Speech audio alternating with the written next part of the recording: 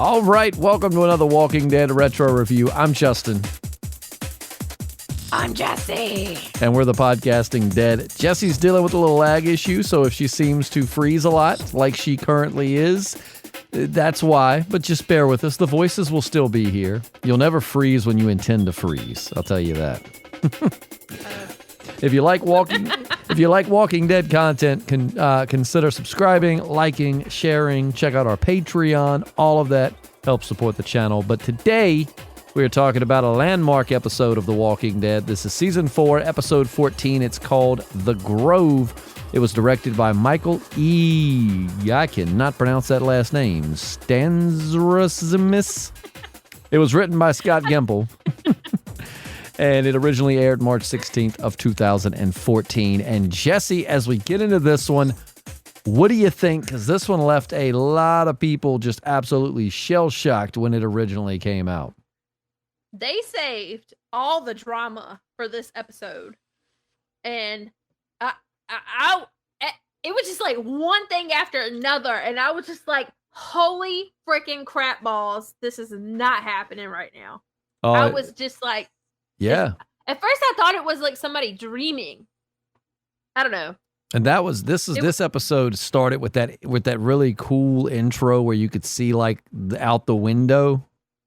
Yeah. Like I love that intro. Like I loved it. It was so good. It was like a horror movie. I don't know. I love the way they shot that intro for the episode. I just remember when the episode first came on, I was like, "Oh my God, what is happening?" Mm-hmm. It had me wondering. Like I was like, was this before we knew about everything? Because the stove is on and there's music playing, and I was like, this has to be before. I mean, like, what? Like that was the first walker that this family had seen or something. I don't know. And it was really creepy. I loved it. And it's like the little girl in that said family didn't know about zombies or anything, so she just thought the neighborhood drunk was coming over to play. She was just skipping around outside with him like, oh, he's so sweet. Yeah, but, I mean, that's, I don't know. But so Lizzie's insanity just really comes to head in this episode. I mean, we see very clearly that she is, and it's sad though, because obviously she's not right, but also she's a kid, and like, this is not any type of world that kids are equipped to develop in. I mean, who knows how she would have been if the apocalypse never happened. I mean, clearly probably some issues, but you know, probably not murderous ones. And it's so sad. She dispatched her sister. Like, she'll come back now and we'll be able to play together. And then, you know, I mean, was going to like kill everybody. It's just crazy because, like, no, you could play with her now as a human that's alive. Like, why would you take this extra step? Zombies have just terrible play etiquette. Like, why would you want to play with a zombie version of your sister versus, like, the normal version of your sister? I mean, she's just sick in the head, man. She's sick in the head. And then she was, like, trying to get the zombie to bite her because she's like, they want me to be like them. And I was like, what are you doing? Well, and this episode has been memed so hard now. Like, there'll be, like, anytime somebody doesn't like something or whatever, it'll have Carol, and it's like, you know, whatever it may be. And it's like, look at the flowers. Yeah. Dude, I called it. But I thought the way Ty was going to find out that she was the one that killed Karen was he was going to witness Carol shooting Lizzie and it would click for him. But that's not what happened. But she still told him, so. Carol definitely fits into what Shane was talking about way back in season 2 when it comes to like making the hard decisions. Because like this is the type, like Carol now and Shane would actually have gotten along really well, because that was all that was Shane's point, was like, to lead you have to be able to make hard decisions. And it's like with, I'm not saying I think that hers were all right, but you know, with Lizzie, she knew like there's no coming back from this. You know, I can't. She almost killed Judith. Like, she literally said that she was about to kill Judith. Yeah, so it's like she's gonna kill the baby. She's gonna kill us. Like, we'll never be able to sleep, but she can't survive on her own. Like, as brutal as it is. And this episode definitely had a of mice and men feel to it. Do you remember that story? Did y'all ever have to read that?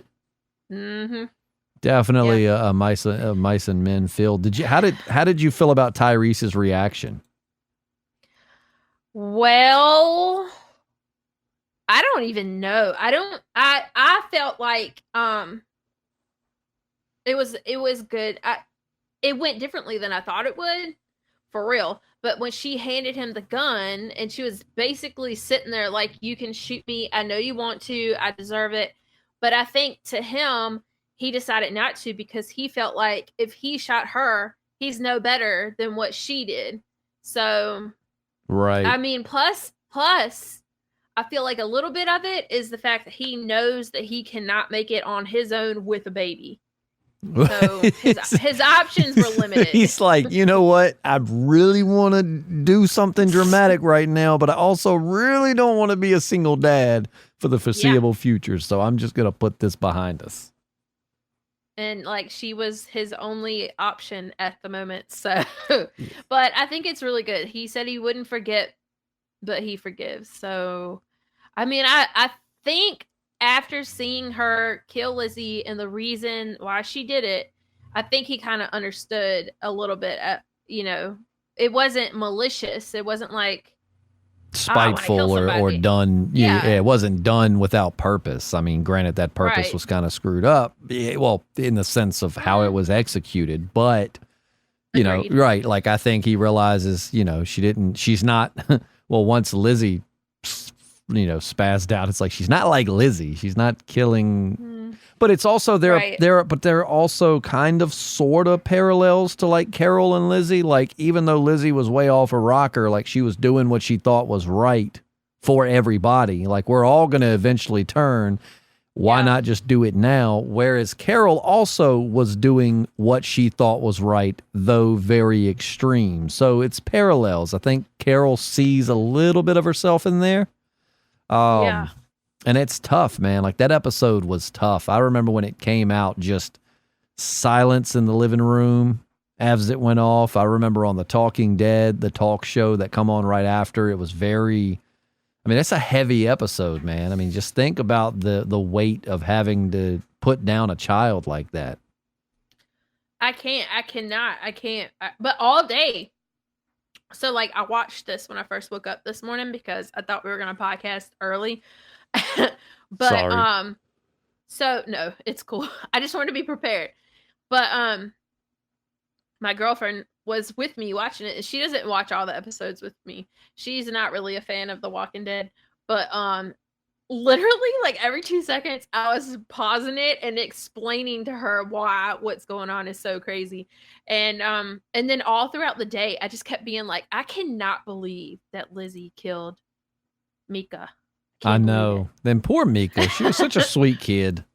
Oh, I know. I hate it so much. Well, and she was so sweet. As much as it sucks, though, like it needs to be that brutal because it is that brutal. It's a world where there is no law. There is no, like it stinks, but child unalivings are going to happen in the apocalypse. I'm trying to watch my wording here so the YouTube algorithm gods don't like demonetize us, but like it's tough, man. I mean, it is. It's a rough world, and like I said, it's really when you look at the psychology of it, of like trying to grow up in a world like that as a child, and how that would hurt your development. I mean, we had it so easy. We grew up in school, and the worst things we had to worry about were mean kids at school.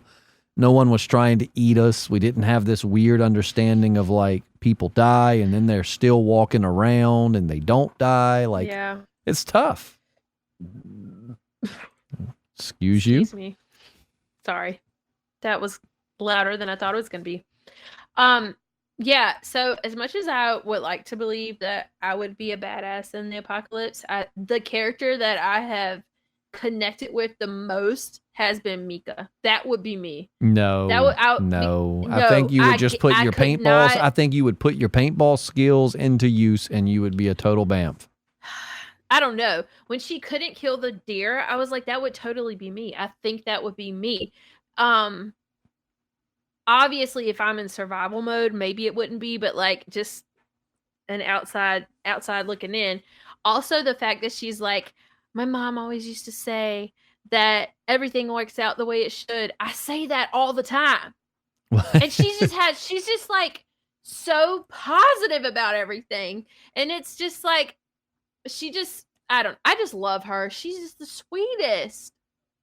Yep. Well, and the one thing you have going for you that the kids don't, I'm telling you, it can be a weakness at times, but you have kids in that type of world. You would be, parents would shock themselves if they were dropped into that type of scenario, the type of things they would do to protect their kids.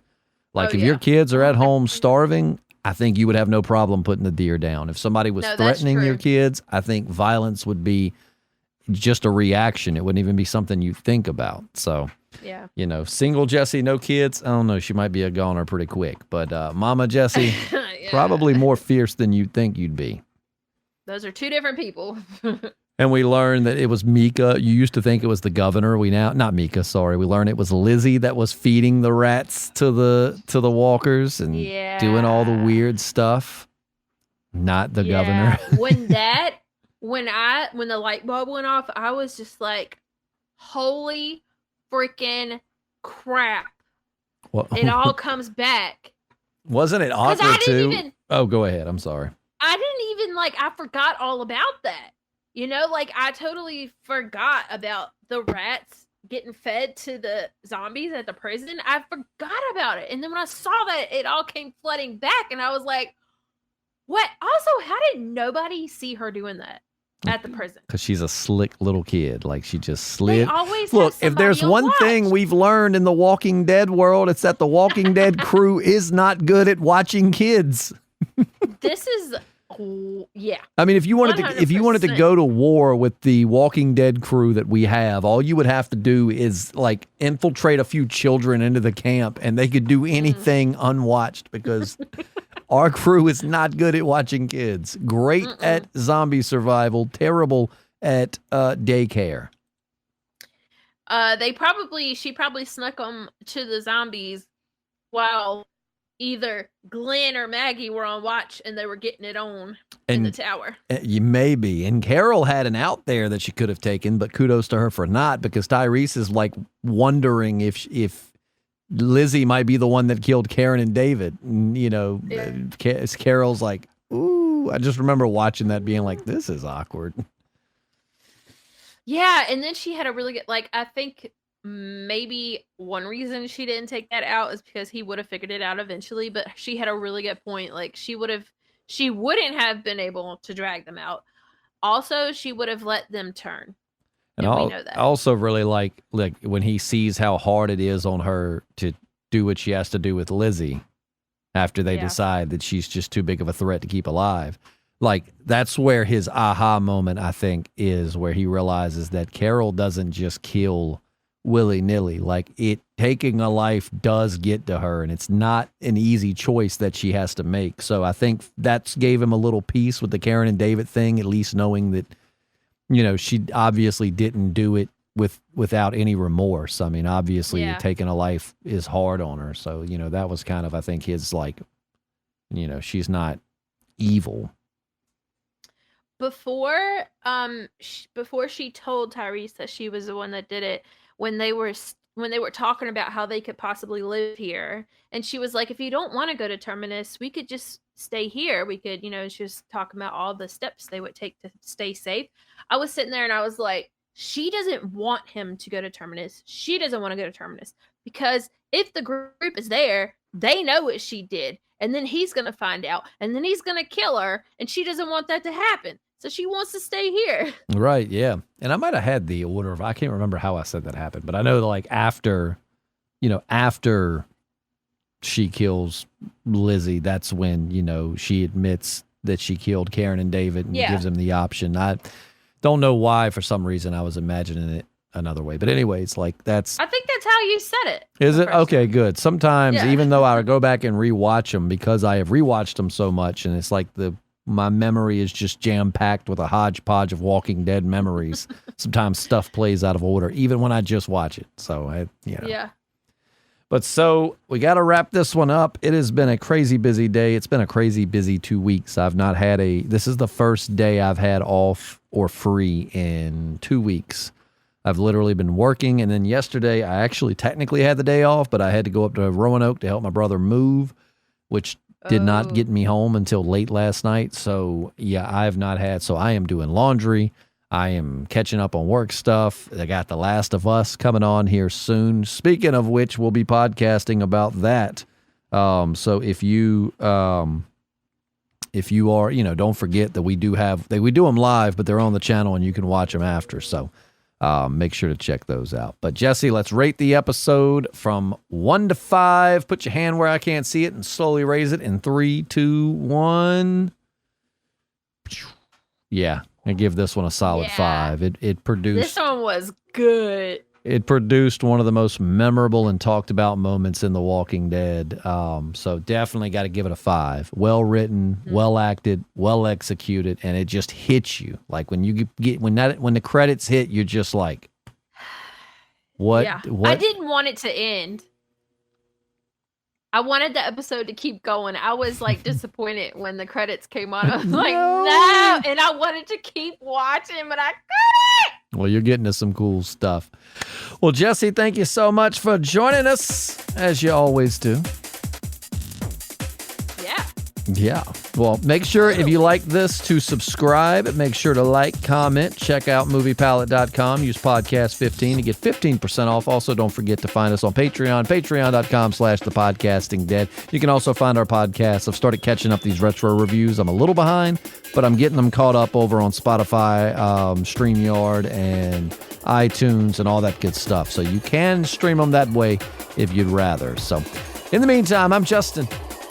I'm Jessi. We're the Podcasting Dead. Adios. Goodbye.